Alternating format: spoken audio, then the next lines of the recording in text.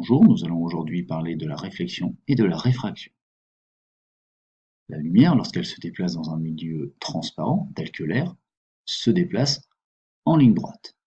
Que se passe-t-il maintenant si elle passe d'un milieu à un autre, c'est-à-dire par exemple de l'air à de l'eau? Nous envoyons un faisceau incident sur une surface de séparation entre un milieu 1 et un milieu 2. Premier phénomène observé, on va observer le phénomène de la réflexion, c'est-à-dire que la surface de séparation entre les deux milieux va renvoyer une partie du faisceau incident.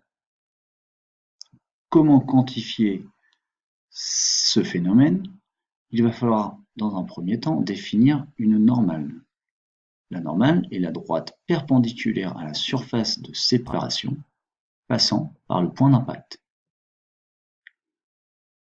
Une fois que l'on a défini la normale, on constate que l'angle de réflexion est égal à l'angle d'incidence. Deuxième phénomène observable, la réfraction. Ces deux phénomènes cohabitent, c'est-à-dire qu'une partie du faisceau incident est réfléchie, l'autre partie est réfractée. Que se passe-t-il? Le rayon réfracté, c'est-à-dire qui change de milieu, va être dévié. En effet, si on trace le rayon incident dans le deuxième milieu, s'il n'était pas dévié, on observe bien que le rayon réfracté est dévié. Donc on va pouvoir définir la réfraction telle que la déviation de la lumière lorsqu'elle passe d'un milieu transparent à un autre. Pourquoi change-t-elle de direction? Cela s'explique par un changement de vitesse de la lumière. La lumière ne va pas aller à la même vitesse dans chaque milieu. Sa vitesse varie en fonction du milieu dans lequel elle se propage. On va donc affecter un indice de réfraction à chaque milieu.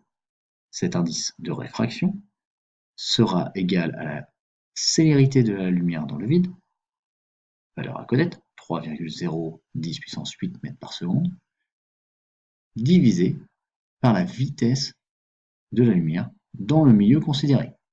Par exemple, prenons l'exemple de l'eau, la vitesse de la lumière dans le vide, c'est 3,010 puissance 8. La vitesse de la lumière dans l'eau est plus faible, elle ne vaut que 2,25 10 puissance 8 mètres par seconde. C'est-à-dire que l'on va affecter à l'eau un indice de réfraction de 1,33.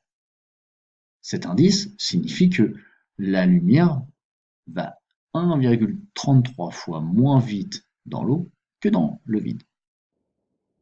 Le phénomène de réfraction permettra d'expliquer plusieurs choses, par exemple le bécher qui devient invisible, comme dans la vidéo de départ, ou le fait de voir le crayon brisé, alors qu'il ne l'est absolument pas.